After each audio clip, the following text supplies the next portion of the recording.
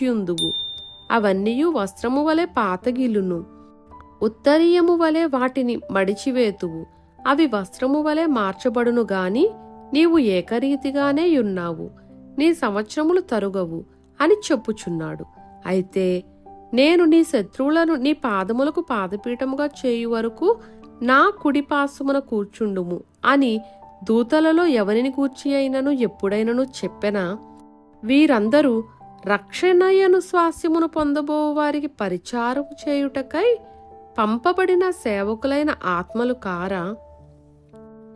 హెబ్రీయులకు రాసిన పత్రిక 2వ అధ్యాయము. కావున మనము వినిన సంగతులను విడిచిపెట్టి కొట్టుకొను పోకుండునట్లు వాటి యందు మరి విశేష జాగ్రత్త కలిగి ఉండవలెను. ఎందుకనగా దేవదూతల ద్వారా పలుకబడిన వాక్యము స్థిరపరచబడినందున ప్రతి అతిక్రమమును, అవిధేయత